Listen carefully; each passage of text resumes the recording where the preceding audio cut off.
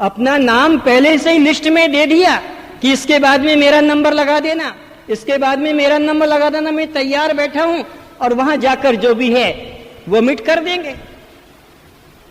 तुम ये तो सोचो कि मैं जिसको सुना रहा हूं उसको मैंने खुद ने समझा है, जो मैं कहने जा रहा हूं ये बात मैंने पकड़ ली है, ये बात मैंने समझ ली है। अगर मैं अपने को न समझा पाया, अगर मैं अपने को न सुना पाया, अगर मैं अपने को न सिखा पाया, तो ये मेरा वाणी से बोलना, चाहे निरंजन बोले कि कोई और बोले, धिक्कार है, धिक्कार है। ये तो टेप रिकॉर्ड चल रही है, टेप रिकॉर्ड भी तो बोल रही है, उसका क्या कल्याण होगा? वीडियो कैसेट में तो गुरु भी आ जाएगा और उसका प्रवचन भी आ जाएगा, तो क्या वीडियो कैसेट का कि ऑडियो का कोई कल्याण होगा? हम तो वीडियो कैसेट बने हुए हैं, हम तो टेप रिकॉर्ड बने हुए हैं। कैसेट बस लगा ली और हो गया काम, घंटे भर का, आधे घंटे का। जीवन बर्बाद कर रहे हो। एक एक सेकंड तुम्हारा मूल्यवान है, एक श्वास तुम्हारा मूल्यवान है। तीनों लोक का कीमत दे दोगे तब भी एक श्वास आने वाला नहीं, और तुम 21,600 श्वासों को लुटा रहे हो। सच पूछो तो तुम 1 मिनट भी सत्संग में बैठते हो? 1 मिनट का पूछ रहा हूं, 1 घंटे का नहीं। तुम तो सोचते हो हम हर सप्ताह में 2 घंटा बैठते हैं कि 1 घंटा बैठते हैं। मैं पूछता हूं 1 मिनट भी तुम सत्संग में बैठते हो? सत्संग में कहां बैठते हैं? शरीर को बिठा दिया, देह को बिठाने से सत्संग में बैठना थोड़ी है। मन को डुबाना है, मन डूब गया है तो उतने दुख से मुक्त हो गया है। हमारा दुख तो वही है। तो ये गुरु की पुस्तकें पढ़ना, कि गुरु के गीत गाना, कि गुरु के भजन सुनाना, इससे कल्याण नहीं बनेगा। बल्कि गुरु ने जो आदेश किया है, डॉक्टर ने जो दवा लिखी है, उस दवा को पान करना है, सेवन करना है। गुरु के आदेश को, गुरु के उपदेश को सेवन करना है। तुम तो गुरु को अपना उपदेश से चलाना चाहते हो कि गुरु हमारे शरण में आए, हमारी आज्ञा माने और हम जैसा कहें वैसा स्वीकार करे। तो ये वही गुरु करेगा जिसको अपने पेट की चिंता हो कि अगर ये शिष्य रूठ जाएंगे तो मुझे रोटी कौन देगा। ऐसा जो रोटी कपड़े का गुलाम होगा वही शिष्यों का गुलाम बनेगा, और जो रोटी और कपड़े का गुलाम नहीं है वो शिष्यों का गुलाम नहीं होगा। वो तो डॉक्टर की तरह ऑपरेशन करेगा, तुम रो चिल्लाओ, वो तो काटेगा तुम्हारे अंदर जो भी विकार है। उसको तुम्हारे पे दया नहीं आएगी, उसके अंदर तुम्हें निर्दयता दिखाई पड़ेगी, किंतु उसकी निर्दयता के पीछे दया छुपी है। मां जब बच्चे को पकड़ती है डॉक्टर के पास, बाप ले जाता है, टांग पकड़ता है, मार दो इंजेक्शन, और बेटा गाली भी देता है, टांग भी खींचता है, मां को चाप भी देता है, किंतु वो मां की करुणा है, मां की दया है, डॉक्टर की करुणा है, डॉक्टर की दया है। किंतु तुम अभी अंधे हो, तुम अभी बच्चे हो, तुम्हें अभी उस गुरु की, उस पिता माता की करुणा का एहसास नहीं हो रहा है। तुम्हारी आंखों पर, इन्हें बुद्धि पर अज्ञान का, मोह का पर्दा पड़ा है। तो सद्गुरु तुम्हारे अनुशासन में नहीं रहेगा, तुम्हें रहना है उसके अनुशासन में। तो जीवन यात्रा पर निकलो। तो सद्गुरु के आदेश का, उपदेश का पालन करना है। हम क्या करते हैं? बस भजन गा देते हैं, मनोबुद्धि अहंकार चित्तानि नाहम, न च श्रोत्र जिह्वे न च घ्राण नेत्रे न च व्योम वायु न तेजो न वायु। सब पूरा कर दिया। फिर अब क्या कह रहे हो? इसके बाद पैर पकड़ के, स्वामी जी मेरा मन बहुत चंचल होता है, स्वामी जी मेरे को याद नहीं रहता है, स्वामी जी मेरा पति ऐसा है, स्वामी जी ऐसा है। अभी तूने क्या चिल्लाया, क्या रोया, क्या गाया? दूसरों को सुनाने में रस लेता है ना, अपने को समझने में रस ले, तब तेरा कल्याण होगा। हम रंडिये नहीं है, हम वेश्याएं नहीं है, हम सिनेमा के कोई कलाकार अभिनय नहीं है जो दूसरों को रिझाने के लिए श्रृंगार बनाएं, कि दूसरों को रिझाने के लिए गाना गाएं, नाचें। हम भी वही पद्धति में हैं, जो सिनेमा के काम कर रहे कलाकार नाच रहे हैं, गा रहे हैं, जो अभिनय कर रहे हैं दूसरों को रिझाने के लिए, हम भी सत्संग में बैठकर यही काम कर रहे हैं, दूसरों को रिझाने के लिए गा रहे हैं, बजा रहे हैं, सुना रहे हैं। सुनता कौन है उसमें से? अरे तेरा तू ही नहीं सुन रहा पागल, तो और ये सब तेरे को धोखे में डाल रहा है कि क्या एक बैठे हैं शांति से सुन रहे हैं, तू खुद तो तेरी बात को सुन नहीं रहा। तो कहने के पहले तोलो। दुकानदार कोई वस्तु देता है उसके पहले तोलता है और तब देता है, ऐसे उठाकर नहीं देता है। तो तुम भी तोलो कि ये जो मैं लाइन, ये जो पंक्ति कहने जा रहा हूं, ये जो बात मैं दूसरों को समझाने जा रहा हूं, इसको मैंने भी खुद ने धारण कर लिया, स्वीकार कर लिया। अगर नहीं तो चुप कर बैठ। और इसकी एक घटना है, युधिष्ठिर जा रहा है गुरुकुल में पढ़ने के लिए और गुरु ने पाठ पढ़ाया सारे विद्यार्थियों को कि क्रोध करना पाप है। बस इतना सा पाठ मास्टरों ने, टीचर ने विद्यार्थियों को बता दिया। और दूसरे दिन विद्यार्थी आए, पूछा मैंने कल पाठ पढ़ाया था, याद हुआ? हाँ। क्या याद हुआ? क्रोध करना पाप है, क्रोध करना पाप है। युधिष्ठिर मौन रहा। तू क्यों नहीं बोलता? मुझे याद नहीं हुआ। तू क्या घास पुआल खाता है?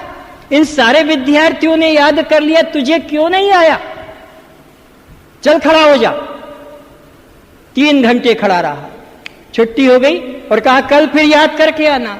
दूसरे दिन फिर विद्यार्थी आए, मास्टर ने पूछा क्यों, कल मैंने जो पाठ तुमको पढ़ाया था याद है? हाँ, सब लिख दिया, हमको याद है।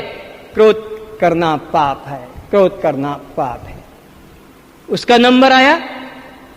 आचार्य तो उसी को देख रहा था, युधिष्ठिर को खास तौर से। अरे तू कैसे मौन है, तू क्यों नहीं बोला? मुझे याद नहीं हुआ। मारा, खूब मारा। गुरुदेव कोशिश करूंगा। छुट्टी हो गई।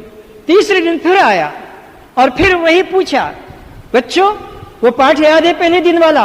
हाँ, आज्ञा याद है, क्रोध करना महापाप है, क्रोध करना महापाप है।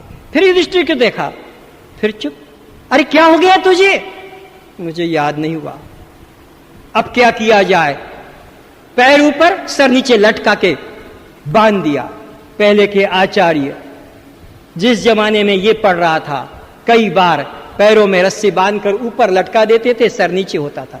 2-2 घंटे तक खड़ा रहा। छुट्टी हो गई, चला गया। देख कल याद करके आना, नहीं तो तेरी हड्डी तोड़ देंगे। और पहले मास्टर लोग ऐसे ही होते थे। माँ बाप जाते थे बच्चों को प्रवेश कराने स्कूल में, क्या कहते थे? मांस मांस तुम्हारा और हाड़ हाड़ हमारा, चाहे जितना मारना, हड्डी हमको पहुंचा देना। इस तरह से मास्टर भी दुष्टता से मारते थे। बड़ा बड़ा काला रूल होता था लाइन खींचने वाला, और सड़क 25-50, इधर नहीं तो इधर, इधर नहीं तो यहां सूज जाते थे, चमड़ा फूल जाता था, यहां तक कि पेशाब परिसरा निकल जाता था। औरों का नहीं, किंतु मेरा ऐसा हुआ, मैं बता रहा हूं, इतना मारा जाता था। युधिष्ठिर का भी ऐसा ही हुआ। आया, पूछा याद हुआ? बोले कोशिश कर रहा हूं और मुझे समय दो। अब क्या किया जाए? मुर्गा बनाया, दोनों हाथ नीचे से निकलाकर कान पकड़ा के लगा दिया। 6 घंटे के लिए मुर्गा बनाया। आगे दिन आया, सबसे पूछा याद हुआ? हाँ, क्रोध करना महापाप है। इधर देखा, हाँ गुरुदेव याद हो गया, याद हो गया। पीठ पे और तो तेरे को अभी तक क्या हो गया था?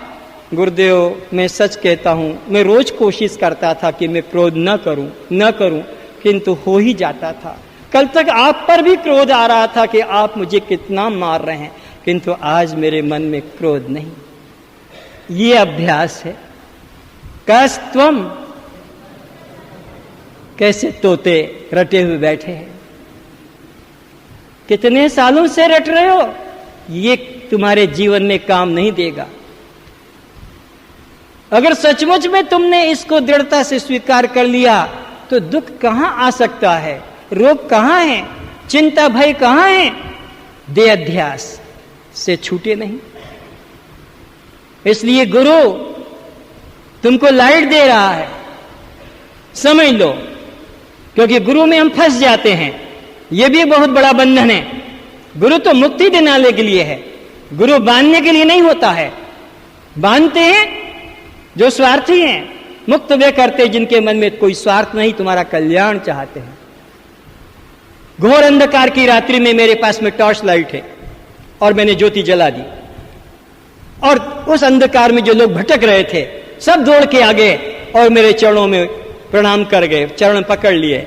धन्य हो, हम आपका कैसे शुक्रिया अदा करें, आपने हमें अंधकार में प्रकाश कर दिया। धन्य है आपकी महिमा, आप दया सागर है, आप करुणा सागर है, आप दीन बंधु भक्त वत्सल है। हम आपको छोड़ के अब कहीं नहीं जाएंगे, मर जाओ। इसीलिए गुरु ने लाइट दिखाया था कि यहीं पकड़ के बैठोगे। क्या फायदा हुआ गुरु का लाइट दिखाने का, उस घोर अंधकार में जाकर प्रकाश करने का? फायदा तो यह होता कि उसके प्रकाश में तुम आगे चल जाते घर की तरफ, मंजिल की तरफ, तो उसका वहां आने का लाभ था। और तुम उसी के पैर पकड़कर बैठ गए, अब हम तुमको नहीं छोड़ेंगे, अब हम तुमको छोड़ के कहीं नहीं जाएंगे, अब तो तुम हमारे सर्वस्व, पिता माता भाई बंधु। हाँ ठीक है, ज्ञान लेने के पहले यहां तक तो तुम्हें रुकना है, लेकिन उसके बाद अपने स्वरूप पर भी तो आना है। गुरु की महिमा किस लिए है? अपनी महिमा जताने के लिए, तुम्हारा स्वरूप बताने के लिए। दर्पण का उपयोग क्या है? दर्पण को देखना है कि ये कहां का है, बेल्जियम का है कि कहीं और का है, कैसा है ये? अरे दर्पण का उपयोग है हमारे रूप को दिखा दे, छुट्टी।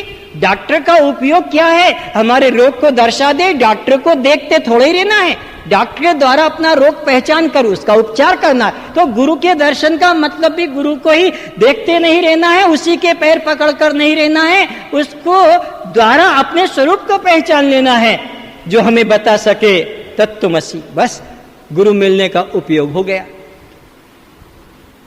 तो ये गुरु तो ब्रिज है, गुरु तो सेतु है, पुल है। और ये ब्रिज जो बनाती है सरकार, गवर्नमेंट तुम्हारी, किस लिए? इधर से उस तरफ जाने के लिए। तो ये गुरु तो ब्रिज है संसार से खींचकर और परमात्मा की तरफ उतारने के लिए। और तुम इस ब्रिज पे ही, पुल पे ही, ये रास्ते में था ना अभी महानदी के, और वहीं पर तुम अपना बढ़िया मंदिर बना दो और अपना बढ़िया जो है तंबू तान दो, तो क्या होगा? वो ब्रिज बनाना ही व्यर्थ हो गया। करोड़ों की संपत्ति, वर्षों का वह जो समय गया, बेकार गया। तुमको रहना ही वहीं पर था, तो उसके उधर ही लक्ष्मी डूंगरी के वहीं रह जाते या इधर ही रह जाते। ये बीच का ब्रिज की जरूरत क्या थी? बीच का ब्रिज तो इसलिए था कि तुम इस पार से उस पार। ये गुरु तो ब्रिज है, इधर से लेकर परमात्मा की तरफ उतारने के लिए, ना कि अपने पास बिठा रखने के लिए। और अब तुम कहते हो हम तुम्हें छोड़ेंगे नहीं, हम सबको छोड़ सकते हैं। ये तुम्हारी बुद्धि की जो है नपुंसकता है, बुद्धि की मंदता है। उसको धन्यवाद दो कि उसने तुमको यहां लाकर बिठाया। तो ये गुरु मिल जाने का मतलब है कि तुम्हारे जीवन में रोशनी आ जाए, तुम्हारे जीवन में प्रकाश, शांति का उदय हो जाए। संसार के लिए कभी मत सोचना कि पुत्र हो गया ये गुरु की कृपा, मकान बन गया ये गुरु की कृपा। हर बार तुम यही कहते हो, गुरु को कलंकित करते हो, हर बार गुरु को कलंकित करते हो। आपकी दया से पुत्र हो गया। क्यों भाई, मैं तेरे पास कब आया था कि तेरी औरत के पास कब आया था? सोचो विचारो, ये कृपा है गुरु की। आपकी कृपा से पास हो गया। मैंने कब पाठ पढ़ाया, कि कब मैंने तेरी परीक्षा ली, कब तेरे को क्वेश्चन पेपर बताया। आपकी कृपा से मकान बन गया, आपकी कृपा से ऐसा हो गया। तो दुख आ गया, बोले वो तो हमारे भाग का। जब वो सब कृपा, तो ये भी कृपा है। गुरु की कृपा को तुम कलंकित करो। गुरु की कृपा एक है, केवल एक, विश्व में जो कोई नहीं दे सकता है वो गुरु दे तो कृपा। बाकी तो डॉक्टर भी कर देते उपचार, धनी लोग पैसा दे देते हैं, बलवान लोग शत्रु से रक्षा कर देते हैं, और भी कोई पत्नी बनकर, कोई पति बनकर तुम्हारी सहायता करता है। ये तो सब संसारी कर देते। जो काम संसारी न करे और वो काम गुरु करे, इसलिए वो गुरु है। तो अर्जुन ने नहीं कहा कि तुम्हारी कृपा से युद्ध जीतूंगा, कि तुम्हारी कृपा से स्वर्ग मिलेगा, कि बैकुंठ मिलेगा, कि तुम्हारी, बल्कि कहा नष्टो मोह स्मृति लब्ध्वा त्वत्प्रसाद मुच्यते स्थितो अस्मि। गत संदेह करिष्ये वचन, तो अब तुम्हारे हर वचन को पालन करूंगा जो तुम कहोगे। मेरा सारा मोह नष्ट हो गया और मेरी जो विस्मृति थी वो स्मृति में बदल गई। तो गुरु का उपयोग अपना स्वरूप का स्मरण करा देने में है, ना कि माला करवाने में, गायत्री जपवाने में, कि पूजा पाठ करवाने में। ये सब भी क्लासेस है KG1 KG2 की, लेकिन तुम तो अब कॉलेज के ऊपर का कोर्स कर रहे हो। वहां पर ये आम का, आम का, अनार का, क कमल का, A for Apple, B for bed, ये अब पढ़ाई पढ़ने की जरूरत है उन लोगों की जो इधर बिल्कुल भी अभी आए, उनके लिए क्लासेस है। तुम तो अब हाई स्कूल करके, कॉलेज से ग्रेजुएशन करके आगे बढ़ गए हो, तो तुम्हारे लिए कोर्स नहीं। तो ये गुरु की उपयोगिता का अर्थ समझ गए कि हम अपने स्वरूप पर दृष्टि करें, और तुम केवल उनके चित्र को ही पकड़ के बैठे हो, उनके ग्रंथ को पकड़ कर बैठे हो, अरे वो हमारे तरफ हमको इशारा कर रहे, ये जागना है। एक और एग्जाम्पल, मैं कश्मीर गया, वाह, वहां का सूरज देखो, वहां की वो सब पौधे देखो, वहां के पक्षी देखो, उनका गान, क्या आनंद आनंद आनंद, मुझसे रहा नहीं गया। मैंने उसी वक्त अपने पत्नी को एक लेटर लिखा, मेरी प्राणवल्लभा, कश्मीर चली आओ, यहाँ का सूरज का उगना, यहाँ की चंद्रमा की रात्रि, यहाँ के फूलों का खिलना, यहाँ के पक्षियों का चहचहाना, आह, यहाँ के झरने, क्या आनंद थे। और वो पत्र जो मैंने रजिस्टर्ड आईडी से दिया, स्पीड पोस्ट से दिया, ताकि वो जल्दी आए, और वो पत्र पहुंचा मेरी पत्नी के पास। अब ओह, क्या कश्मीर है, क्या सूरज खिला है, क्या चंद्रमा का प्रकाश, क्या पक्षियों का कलरव है, क्या आनंद आनंद की वर्षा, ओहो। और रोज आरती कर रही है, रोज पूजा कर रही है। उस पत्र को फ्रेमिंग करा कर रख लिया, और मैं बैठ के रो रहा हूं कि कब आएगी वो साली। मैं तो इंतजार करके बैठा हूं। बता रहा हूं, आज यही स्थिति है। रामायण की आरती गाई जा रही है, गीता की आरती गाई जा रही है, भागवत को सर पे रख के चला जा रहा है, उसका पाठ चल रहा है घर घर जाकर। वो बेचारा हमारा प्रीतम तो प्रतीक्षा कर रहा है कृष्ण राम, जहां से उसने रामायण रूपी चिट्ठी, कि गीता रूपी चिट्ठी, कि भागवत रूपी चिट्ठी, या उपनिषद रूपी चिट्ठी जहां से भेजी हमको कि चले आओ यहां पर मैं तुम्हें पता बता रहा हूं, और तुम उसी चिट्ठी की आरती पूजा करने में लगे हो। बेचारे का सारा प्रयास बेकार। कितने ये अवतारों को हमने व्यर्थ कर दिया इस बुद्धि के कारण। कोई पहला अवतार हुआ है इस सृष्टि में? अभी तक कितने अवतार गिनते हैं? 10 के 20? बोलो ना। 365 दिन में कितने अवतार होंगे? फिर उसके 100 वर्ष की आयु में कितने अवतार होंगे? और ये ब्रह्मा का जो अवतार, ब्रह्मा का जो जीवन है, वो विष्णु के जीवन का एक दिन है। अब विष्णु के जीवन का फिर 100 वर्ष है, और वो जो विष्णु का जीवन 100 वर्ष है, वो शंकर के जीवन का एक दिन है। और वो शंकर के जीवन के जो 100 वर्ष हैं, वो आपकी एक श्वास। कितना चमत्कार है आपका। किंतु कभी अपना चेहरा नहीं देखा। अरे दर्पण असली होगा तो चेहरा भी असली दिखेगा, दर्पण ही अगर नकली है तो चेहरा भी टेढ़ा मेढ़ा दिखेगा। कई ऐसे दर्पण आते हैं ना, हंसी के गोलगप्पा, 1 रुपए में 2 10-5 तरह के चेहरे बन जाते हैं, बिगड़ जाते हैं। लेकिन एक असली होता है जो तुम्हारा दिखा देता है। तुम्हारा असली चेहरा तो पहचानो। ये चेहरा तुम्हारा असली नहीं है, जो किसी के माध्यम से पहचाना जाता है। ये तुम्हारा असली रूप नहीं, किसी के माध्यम से। उड़िया, बंगाली, मारवाड़ी, गुजराती, पंजाबी, सिंधी, पति, पत्नी, पिता, माता, ये तुम्हारा अपना परिचय कहां? ये तो इनके माध्यम से जाना है। तुम्हारी अपनी कोई पहचान नहीं। असली चेहरा जो तुम्हारा बताए वो गीता बताती है। ममे वांशो जीव लोक के जीव भूत सनातन। कैसा है ये जीव? सनातन। कैसा है?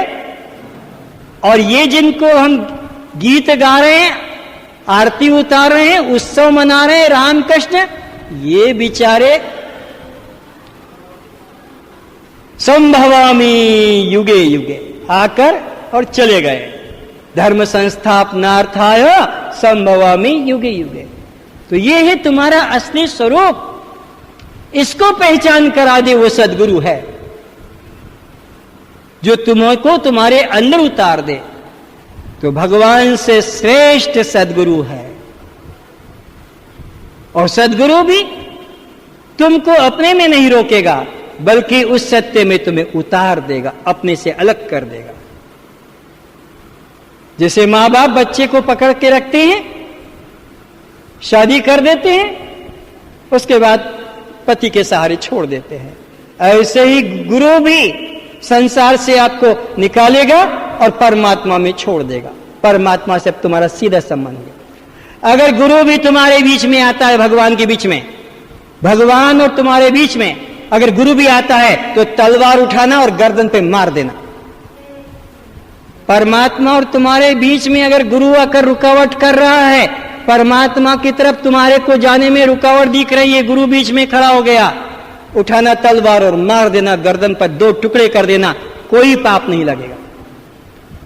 और ऐसा हुआ है।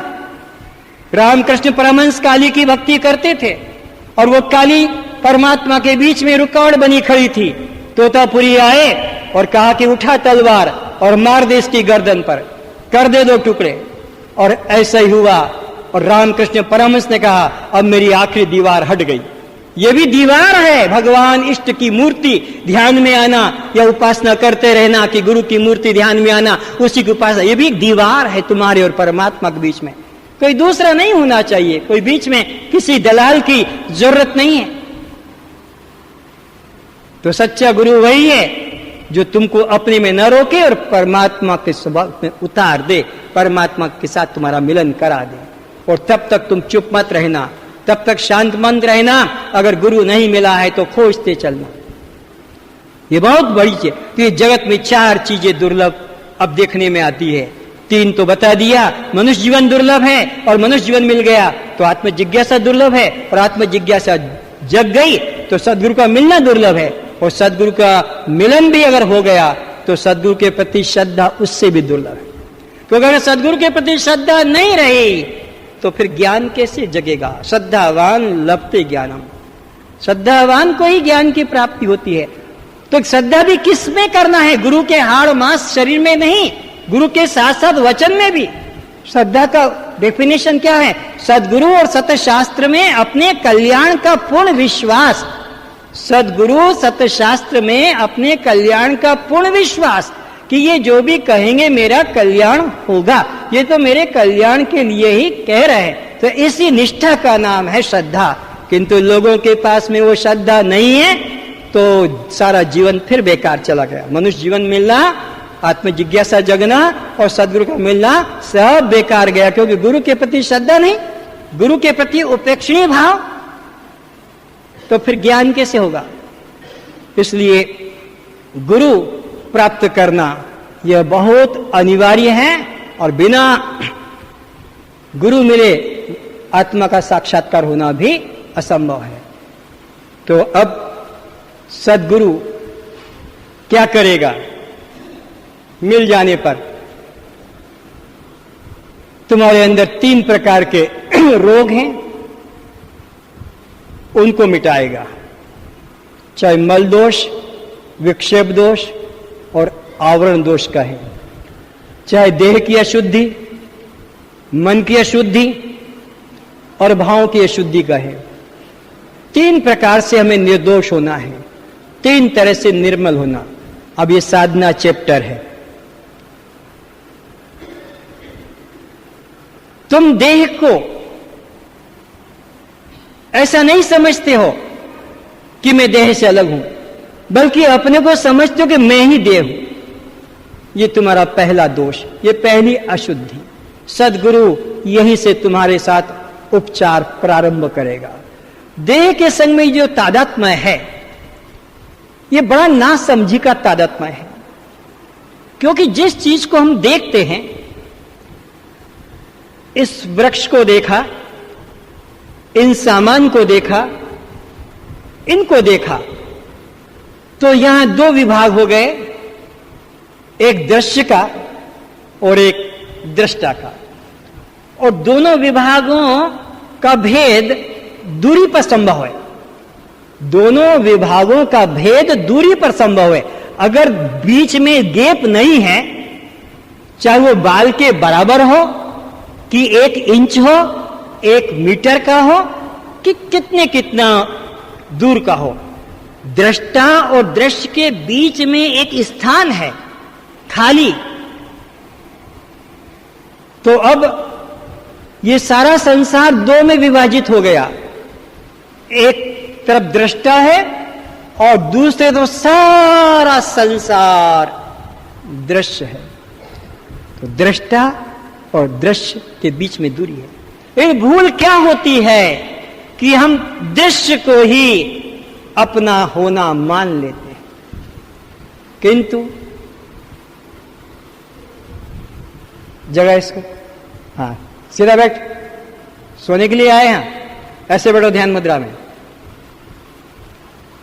दृष्टा और दृश्य के बीच में दूरी है। तो ये शरीर तुम्हारा दृश्य है और तुमने इसके नाम को, रूप को, जाति को, आश्रम को, संबंधियों को, इसके छोटे ऊंचे लंबे परिणाम को और इसकी जन्म मृत्यु को अपना मान लिया। यही तो रोने का कारण है। कोई दुख से नहीं बच पाएगा, ना गायत्री मंत्र से, ना रामायण के पाठ से, ना गीता के पाठ से, ना गीता चक्र से, ना पाठ चक्र से, किसी से। ये सब चक्र हैं, जब तक कि इस चक्र से तब न छूटो। असली तो ये है, बंधन तो यहां खड़ा है, हम उधर कहां छोड़ने जा रहे हैं, ये हमें विचारना है।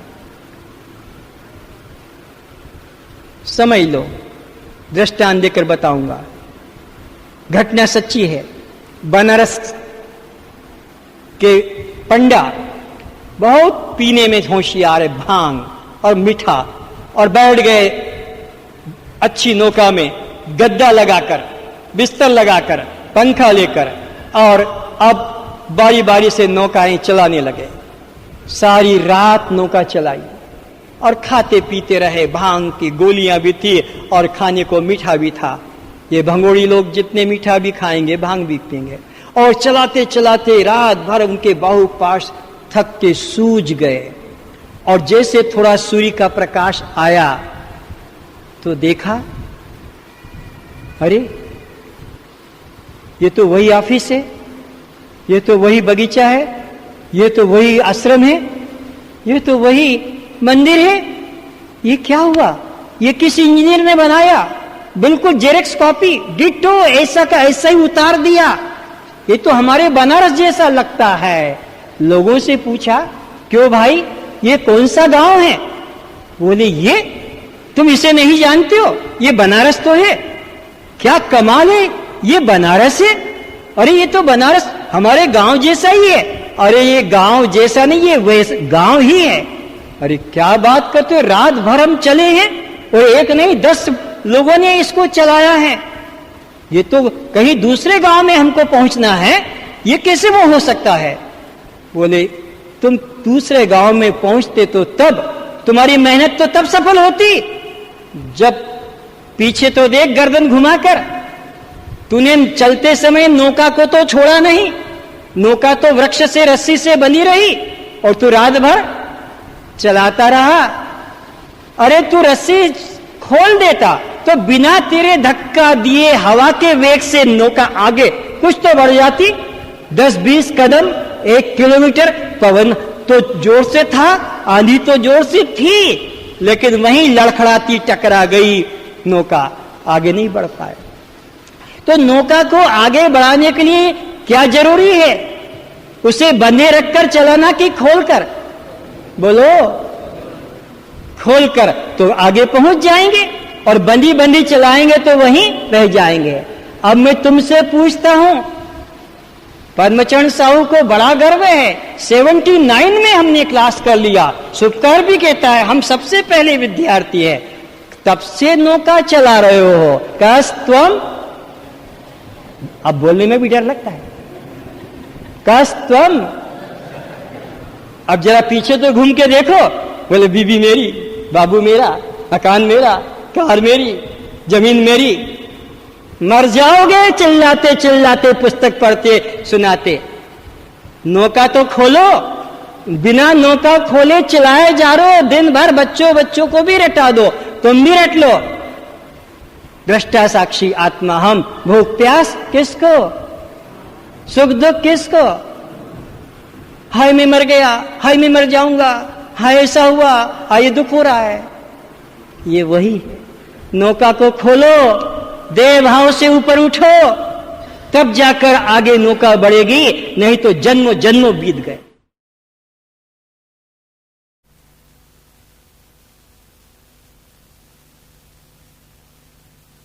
नहीं जिसने राम को ना देखा हो। कृष्ण भी तुम्हारे सामने आके चले गए। कौन ऐसा अवतार है जो तुम्हारे सामने ना आया हो? कौन ऐसा सिद्ध अवतार संत है जो ना आया हो? शंकर को तुमने देखा, दयानंद को तुमने देखा, जीसस को तुमने देखा, महावीर को, मोहम्मद को, बुद्ध को तुमने देखा, शंकर को, इसके अलावा मीरा, तुलसी, कबीर, नानक को देखा। लेकिन तुम्हारी इस सड़ी हुई बुद्धि ने सबको ठुकराया। ये ठीक नहीं, ये ठीक नहीं। मैं जो समझता हूं, मैंने जो समझा वो ठीक है। तुमने अपनी इस बुद्धि के द्वारा इन बड़े बड़े संतों का अवतार का तिरस्कार किया, करते आ रहे हो और अभी भी करते जा रहे हो। अभी भी तुम्हारी नींद नहीं टूटी। क्या कमी थी राम में जो मेरा कल्याण वो नहीं कर पाया? क्या कमी थी कृष्ण में, महावीर, मोहम्मद में, शंकर, दयानंद में, तुलसी, मीर, कबीर, नानक में, जो इतने आकर चले गए और मैं फिर भी बैठा रहा, बैठी रही? ये मेरी दुर्बुद्धि का कारण है, क्योंकि मेरी बुद्धि ने कहा ये राम ठीक नहीं, ये कृष्ण ठीक नहीं, ये शंकर ठीक नहीं, दयानंद ठीक। अगर ये श्रद्धा पूरी आज जो उनके चित्र के प्रति है, आज जो उनके मूर्ति के प्रति श्रद्धा है, अगर ये श्रद्धा साक्षात राम से कर लेते, साक्षात कृष्ण से ये श्रद्धा कर लेते, शंकर दयानंद से ये श्रद्धा कर लेते, तो तुम्हारा कल्याण तभी हो जाता। लेकिन तुमने अपनी इस बुद्धि को किसके समर्पित नहीं किया? आज भी नहीं किया। आज भी अपनी बुद्धि को तुमने अपने अधीन रखा है। गुरु के कहा और बोलते हो हमने तो समर्पित कर दिया, हमने तो समर्पण कर लिया। कहां समर्पण किया? अगर समर्पण कर लिया होता तो तुम्हारा तो मोक्ष वहीं से हो जाता। तो पहले देह भाव से ऊपर उठो। कैसे उठो? बस देखने की आदत डालो। देखते तो हो, देखते तो हो, किंतु देखने वाले को देखो। देखने वाले को देख। तुम देखते ही रह जाते हो, किंतु देखने वाले को कोई नहीं देखता। देखते ही रह जाते हो। ये राम, ये कृष्ण, ये विष्णु, ये शंकर, ये दयानंद, ये महावीर, ये मोहम्मद, ये मीरा, इनकी आरती उतारते रह जाते हो, इनके गीत गाते रह जाते हो, पूजा ही करते रहते हो, लेकिन देखने वाले को नहीं देखते। तो देखने वाले को देख, तो तुम पहुंच जाओगे मंजिल पर। तुम अभी मुझे देख रहे हो, सबकी आंखें मेरे तरफ लगी है, सत्य, इसमें कोई संदेह नहीं। लेकिन तुम्हें परमात्मा का साक्षात्कार करना तो इधर नहीं मिलेगा। तुम देख रहे हो मुझे, तुम्हारी आंखें मुझे देखने में लगी हैं, तुम मेरे सर से नीचे तक देख रहे हो। उसमें कई लोग कहते हमको ज्योति भी दिख रही है, कोई कहते हमको प्रकाश दिखता है, कोई कहता है हमको इसमें सिकुड़ा सिमटा दिख रहा है, दुर्बल पतला। तुम देख भी रहो, लेकिन यहाँ ज्योति देखो तो, प्रकाश देखो तो, सौंदर्य देखो, तुम्हारा इसमें कुछ उपकार कल्याण नहीं है। तुमको अगर परमात्मा का साक्षात्कार करना है तो एक कदम पीछे हटना है। एक कदम आगे आते हो तो तुम मेरे में अटकते हो, परमात्मा से वंचित हो जाते हो। परमात्मा को जानना है तो एक कदम पीछे हो जाओ। कितना? जहां से आंखें देख रही है, बस हो गया काम। अभी तुम्हारी आंखें मुझे देखने में लगी है, किंतु परमात्मा को जानना है तो इधर काम नहीं बनेगा। तो एक कदम पीछे हो जाओ और वहां हो जाओ, वहां चले जाओ, वहां अपनी स्थिति बनाओ जहां से देखा जा रहा है। उसमें ईगो करो, अयम आत्मा ब्रह्म, अहम ब्रह्मास्मि, सो अहम। ये होगा तुम्हारे लिए। ये साधना की बात चल रही है जिसमें तुम्हें बैठना है, लेकिन तुम तो बैठते नहीं हो उधर जो आंखों के पीछे है। तुम तो उसके पास बैठ जाते जो आंखों के सामने। आंखों के सामने तो जो भी होगा वो तो यही होगा जातस्य ध्रुव मृत्यु, जो जन्मा है मरेगा। चाहे मुरली हाथ में दे दो, कि धनुष की त्रिशूल दे दो, कि शंख चक्र गदा पद्म दे दो, कि रामनवमी मनाओ, कि जन्माष्टमी की शिवरात्रि, ये तो सब मरने वालों की लिस्ट में है। अमरता इधर कहां है? अमरता तो उधर ही है जिधर से मृत को देखा जा रहा है। एक और एग्जाम्पल से समझाता हूं। अभी मेरे तरफ कान आपके लगे हैं, मेरी वाणी की तरफ, प्रत्येक शब्द को सुन रहे हैं। बहुत नहीं, थोड़े लोग, कई लोगों के तो कान में घुस भी नहीं रहा है, वो घड़ी को देख रहे हैं कि कब समाप्त हो, ताकि जिस उद्देश्य से आए हैं वो पूरा जल्दी हो, किंतु कुछ सुन रहे हैं। तो तुम्हारे कान मेरे शब्दों के सुनने में लगे हैं, तुम्हें परमात्मा इसमें नहीं मिलेगा। चाहे कोई मंत्र बोलो, कि श्लोक बोलो, कि दोहा की चौपाई बोलो, कि चाहे सुंदर से सुंदर अच्छा प्रवाहित प्रवचन कर दूं, तुम्हारे को परमात्मा का साक्षात्कार इधर नहीं होगा। अगर परमात्मा का साक्षात्कार करना है तो एक कदम पीछे हो जाओ। कहां? जहां से सुना जा रहा है वहां अपनी स्थिति कर लो, बस हो गया काम, परमात्मा साक्षात्कार। इसलिए केनोपनिषद में जितने स्पष्ट परमात्मा के स्वरूप के बारे में चैलेंज किया है, उतना और किसी उपनिषद में नहीं मिलेगा। क्या कहा है? आंख ब्रह्म नहीं, आंख के द्वारा देखा गया रूप भी ब्रह्म नहीं। फिर कौन ब्रह्म है? जिसकी शक्ति का अंश पाकर ये आंखें रूप देखने में समर्थ हो रही है, वही ब्रह्म है, वही तुम हो। अब तुम इस ब्रह्म का अन्य रूप से, भिन्न रूप से, चित्र मूर्ति रूप से, व्यक्ति रूप से कभी उपासना मत करना। नेरम यदि उपासते, कभी उपासना मत करना, बल्कि वह मैं हूं इस तरह अनुभव करना। कान ब्रह्म नहीं, कान के द्वारा सुना गया कोई भी शब्द ब्रह्म नहीं, बल्कि जिसकी शक्ति का अंश पाकर ये कान सुनने में समर्थ हो रहे हैं, वही ब्रह्म है, वही तू है। अब तू उस ब्रह्म की अन्य रूप से उपासना मत करना, बल्कि उस ब्रह्म की इस रूप से उपासना करना जिसे हनुमान ने संकेत किया है, ईश्वरः सर्वभूतानां हृदय से तिष्ठति। ऐसे उपासना करना। तो ये परमात्मा की तरफ चलने के तरीके हैं। किंतु आप देह को ही देखते रहते हैं, दूसरों की देह को। जैसे दूसरों की देह को देखते हो, कैसा कपड़ा पहना है, गोरा है, काला है, लंबा है, छोटा है, बाल कैसे है, नाक कैसी है, जैसे उधर देखते हो दृष्टा बनकर, इधर भी क्यों नहीं देखते इसी तरह? ये भी तो हाथ पैर कपड़े नाक मुख वाला, ये भी दृश्य है। तो जब उस दृश्य को कर लेते हो तो उसके दुख से तुम कोई संबंध नहीं रखते हो, पर इस दृश्य को तुम एक कर लेते हो, इसलिए दुख से जुड़ जाते हो। तो देह को देखते देखते देह के अहंकार से मुक्त हो जाओ। देह को देखते देखते देह के अहंकार से मुक्त होना है। तुमको फुर्सत नहीं, दूसरों को देखते रहते हो, तुमको फुर्सत नहीं अपने देखने के लिए। तो जैसे दूसरों को देखते हो तो दूसरों के दुख दर्द तुम्हें छूते। अभी बन्या हो रहा है, बाढ़ आ रही है, कोई गांव बह रहा है, पशु बह रहे हैं, मकान बह रहे हैं, तुमको दुख नहीं सताएगा, वो उनका हो रहा है, उनका हो रहा है, क्योंकि वो दृश्य है। ऐसे ही इस पर भी विचार करो, जैसे दूसरों को देख रहे हो, ये भी तो दृश्य है, तुम दृष्टा हो, तुम केवल देखने वाले हो।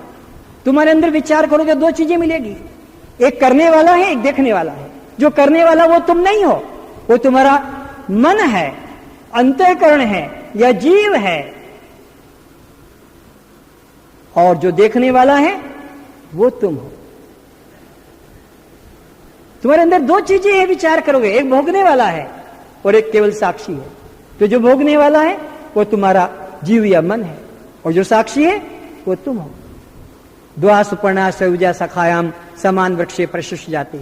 उपनिषद कहता है एक वृक्ष पर दो पक्षी बैठे हैं, जिसमें एक पक्षी देखता है और दूसरा पक्षी, तुम देखने वाले हो, तुम साक्षी हो।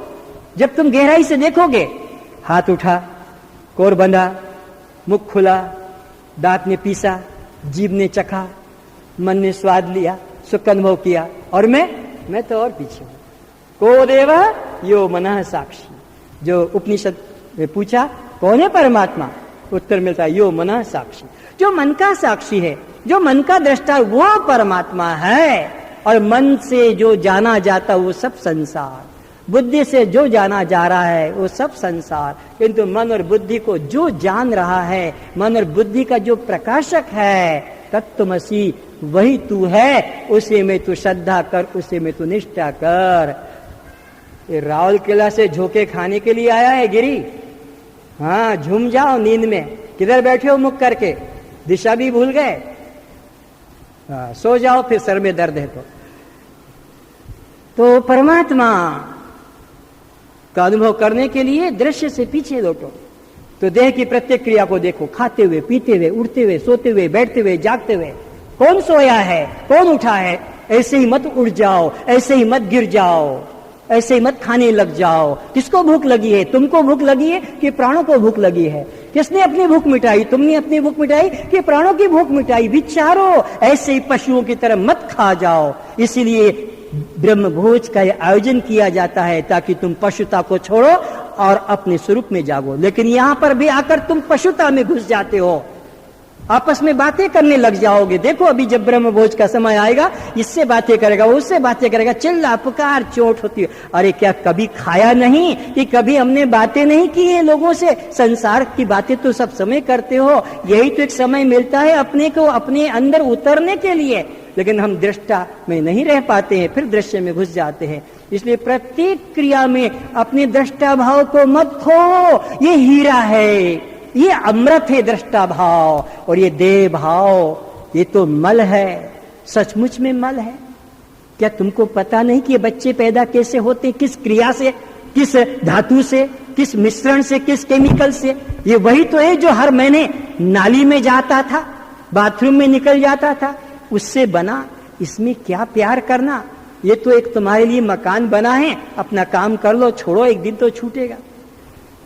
तो देह के अंदर हमें तादात्म्य तोड़ना है। खाते पीते उठते बैठते सोते जागते देखते रहो, ये दृश्य है और मैं इसको दृष्टा हूं। दृष्टा भाव को किसी कीमत पर मत जाने दो, चाहे छोटे से छोटी क्रिया हो।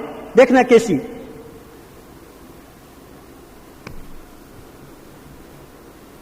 अचानक हाथ चला गया मशीन की तरह नहीं, पीछे कुछ लगा कि चींटी रेंग रही है, कि खुजली चल रही है, हाथ गया आ गया। ये गर्दन इधर ऐसे ही चली गई बिना स्वरूप में जाके। सब हमारा जड़ काम पशु कर रहा हूं, मैं जान रहा हूं। ये कदली का पौधा कह दो, वृक्ष कह दो, ये कदली का पौधा है, ये कदली का वृक्ष है। इसमें क्या हुआ? बात एक तरफ खत्म हो गई, उधर ही चेतना जाके रुक गई। मैं भीग नहीं पाया उस अमृत में, उस चेतना में। नहीं, यह कदली वृक्ष को मैं देख रहा हूं, इस कदली वृक्ष को मैं जान रहा हूं। तो चेतना उधर जाकर लौट आई। दोहरा तीर चलाओ, जाकर वापस आ जाए लक्ष्य पर। लेकिन होता क्या है? बस तीर गया तो गया वही। बढ़िया पिक्चर है, बढ़िया बगीचा है, बढ़िया खान पान है, बढ़िया कपड़े, बहुत बढ़िया पति पत्नी सुंदर, बस उधर ही अटक गए। तुम्हारे अपना तो होश ही नहीं आ पाया। इसलिए अपने को होश में लाना है, इसीलिए गुरु है, इसीलिए ये ज्ञान है। दृश्य में मत अटक जाओ, दृश्य से लौटो। तो देह की प्रत्येक क्रियाओं को देखो। तुम जब दौड़ते हो तो देखो कि कोई अंदर ऐसा भी है जो बिल्कुल नहीं हिल रहा है। जैसे अर्जुन बैठा है मस्त, कृष्ण रथ हाँक रहा है, घोड़े चल रहे हैं, पहिए हिल रहे हैं, कि वो बैठा है। तुम भी अपने अंदर ऐसा ही जानो, ये रथ है और ये मन जो है चला रहा है, ये इंद्रियां घोड़े दौड़ रहे हैं और मैं साक्षी, मैं दृष्टा। मैं जरा भी हिलता डुलता नहीं।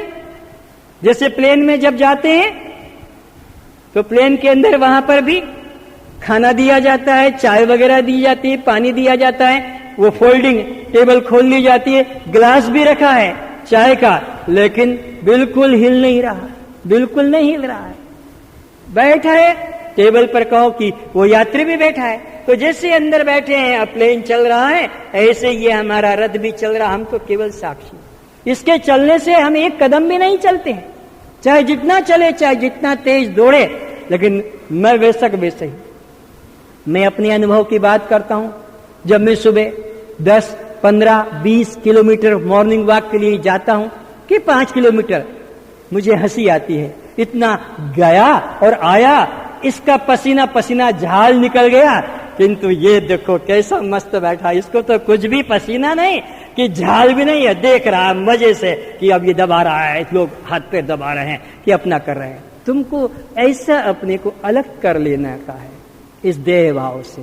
तो देह को देखते देखते देह का अहंकार समाप्त हो जाएगा, फिर तुम्हारा नाम व्यवहार के लिए रह जाएगा, तुम्हारी जाति व्यवहार चलाने के लिए रह जाएगी, तुम्हारा ये संबंध व्यवहार चलाने के लिए। ये थोड़ी है कि ज्ञान आ गया तो पति नहीं रहेगा, कि पत्नी नहीं रहेगी, कि बाप या बेटा नहीं रहेगा। ऐसी मूर्खता में मत उतरना कि मेरा कोई बाप नहीं, मेरी कोई माँ नहीं, मेरा कोई गुरु नहीं, मैं किसी का शिष्य नहीं। व्यवहार में ये संबंध रहेंगे, लेकिन तुम उससे ऊपर रहोगे।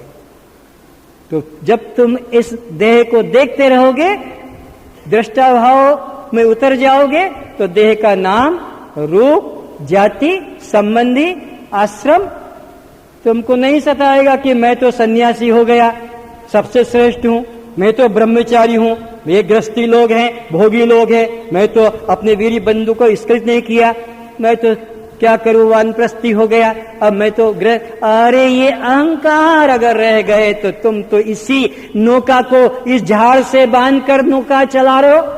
नौका को वृक्ष से बांधकर चलाते रहो, चाहे ब्रह्मचारी की नौका हो कि गृहस्थी की नौका से हो, कि चाहे वानप्रस्थी की, सन्यासी की, अगर देह भाव से बंधे हो, ब्रह्मचारी, गृहस्थी, वानप्रस्थी, सन्यासी, ब्राह्मण, क्षत्रिय, वैश्य, शूद्र, उड़िया, बंगाली, मारवाड़ी, गुजराती, गुरु, शिष्य, पति, पत्नी, पिता, पुत्र, ये अगर ये इनमें अंदर से बंधे हो तो फिर तुम्हारा सब परिश्रम व्यर्थ है। लेकिन अंदर से तो दृष्टा रहना, व्यवहार के लिए नाम रहेगा, जाति रहेगी, संबंध रहेंगे, आश्रम आदि परिणाम जन्म मृत्यु रहेगा। तो देह को देखते देखते देह के अहंकार से क्या हो जाएंगे हम? मुक्त। देह का अहंकार शून्य हो जाएगा। अब आगे विचार की बात आई, तो विचार में भी मत अटकना। ये जितने विचार हैं, कोई विचार तुम्हारा नहीं है और तुम्हें बड़ा गर्व है ये मेरे विचार है, मेरे विचार से तेरा कोई विचार नहीं। ये विचार ये मन के हैं। विचार किस में आते हैं? मन में आते हैं। न अच्छा विचार मेरा है न बुरा है। तो देह के क्रिया को देखते देखते अपने को देह से मुक्त कर लेना, अभिमान से, और विचारों को देखते देखते विचारों के अभिमान से मुक्त कर लेना। बुरे विचारों को अच्छे विचारों में बदलना और अच्छे विचारों से भी फिर अलग हो जाना। चोरी करना, हत्या करना, व्यभिचार करना, गर्भपात करना, जौतुक लेना, मारना, पीटना, ये सब विचार जो तुम्हारे हैं, इनको अच्छे विचारों में बदलो। मन, वचन, कर्म से किसी को दुख मत दो। सब में एक भाव रखो और फिर उससे भी अपने को अलग देखो। जैसे विचार, आकाश में बादल आए चले गए, पक्षी आए चले गए, हम बैठे देख रहे हैं पक्षियों की पंक्तियां जा रही है, बादल जा रहे हैं, यात्री जा रहे हैं, बस ट्रेन जा रही है, हम देख रहे। ऐसे ही विचारों से भी मुक्त हो जाओ। ये विचारों की बदली आती है, चली जाती है, विचारों की पक्षियों की पंक्तियां उड़ के निकल जा रही, मैं उससे भी अलग हूं। तो देह के देखते देखते, देह की क्रियाओं को देखते देखते देह के अहंकार से मुक्त हो जाएंगे। फिर विचारों को देखते देखते विचारों के अहंकार से भी मुक्त होना है। मनोबुद्धि अहंकार चित्तानि नाम, केवल मुख से कहने से नहीं, उसके अंदर के विचारों से भी मुक्त होना है। चाहे वो तुम्हारी सजाती वृत्ति हो, कि विजाति वृत्ति हो, आत्माकार वृत्ति हो कि अनात्माकार वृत्ति हो, कामाकार हो कि क्रोधाकार हो कि लोभाकार हो कि मोहकार हो, देखते देखते उससे भी तुमको मुक्त हो जाना है। किसी में अहंकार नहीं करना है और फिर उससे ऊपर उठो। तो फिर भाव से हमें मुक्त होना है। ये जितने भाव हैं, ये भाव भी बंधन रूप है। जैसे हम कहते हैं ना, तुम्हें माताश्च पिता, तुम्हें बंधुश्च सखा, तुम्हें विद्या द्रोण, तुम्हें सर्वम मम देव देव। ये जितने भाव है, वो जो तत्व है भावातीतम त्रिगुण रहितम सद्गुरुम तम नमामि, तो वो जो है अपने को भाव के भी साक्षी बनना है। पहले तो हमको घृणा भाव को हटाना है और प्रेम भाव में आना है। ऐसे ही दुष्कर्मों से हटना है, सत्कर्म में लगना है और फिर भाव से भी ऊपर हो जाओ। कोई भाव मेरा नहीं, ये भाव सब अंतःकरण के हैं। अंतःकरण ही मिथ्या तो अंतःकरण का कोई भी भाव सत्य नहीं है। तो देह के क्रियाओं को देखते देखते देह अहंकार से मुक्त होना है, विचारों को देखते देखते, मन को देखते देखते मन के विचारों से मुक्त होना है और भाव को देखते देखते हमें इस बुद्धि से भी मुक्त होना है। और अब जो शेष बचेगा वही ध्यान होगा, वही साक्षी होगा, वही आत्मदर्शन होगा, वही समाधि होगी। देह के अहंकार से मुक्त होने के बाद, विचारों के अहंकार से मुक्त होने के बाद और ये तुम्हारे भाव से मुक्त होने के बाद जो बच रह जाएगा वही तुम्हारा स्वरूप होगा, वही साक्षात्कार होगा, वही समाधि होगी, वही तुम्हारा अपना मुक्ति होगी। तो इस तरह से 3 शुद्धि लाना है, देह में शुद्धि लाना है, विचारों में शुद्धि लाना है और पहले भाव में शुद्धि लाना है। क्योंकि 3 शुद्धियां होगी, ये 3 शुद्धियां ही फिर तुमको 3 अहंकारों से मुक्त कर सकेगी। देह की शुद्धि आहार से लाना होगी। जैसा खाओगे अन्न वैसा बनेगा मन और जैसा पियोगे पानी वैसी होगी वाणी। तो देह के आहार को शुद्ध करो। शुद्ध आहारी जल्दी से ही अपने दोषों से मुक्त हो सकता है, लेकिन जिसका आहार शुद्ध नहीं है वो अपने दोषों से मुक्त नहीं हो सकता, वो तो फिर और नीचे जाएगा। तो देह की शुद्धता आहार से करो और विचार की शुद्धता व्यवहार से करो। किसी की चोरी मत करो, किसी की हिंसा मत करो, किसी का जो है शोषण मत करो, किसी को बुरी दृष्टि से मत देखो, किसी के आंसू मत गिराओ। ये है तुम्हारे शुद्धि के साधन। तो देह की शुद्धि आहार से करो और विचार की शुद्धि कर्म से करो और फिर इसके बाद में हम भावों की शुद्धि करें, बुरे भावों को निकालें और अच्छे भावों को समाएं। तो उससे हमारे बुरे भाव चले जाएंगे, अच्छे भाव स्थित हो जाएंगे, बुरे विचार चले जाएंगे, अच्छे विचार आ जाएंगे और हमारा बुरा आहार छूट जाएगा, अच्छा हो जाएगा। तब फिर हम उस परमात्मा में छलांग लगा देंगे। ये 3 शुद्धियों के बाद हम परमात्मा में छलांग लगा देंगे। अगर ये 3 शुद्धियां नहीं तो हम परमात्मा पे नहीं जा सकेंगे, हम परिधि पे घूमते रहेंगे, केंद्र पे पहुंच नहीं पाएंगे। केंद्र पे छलांग लगाने के लिए परिधि पे से पहले हमें शुद्धि करना है, नहीं तो हम यहीं जमे रह जाएंगे।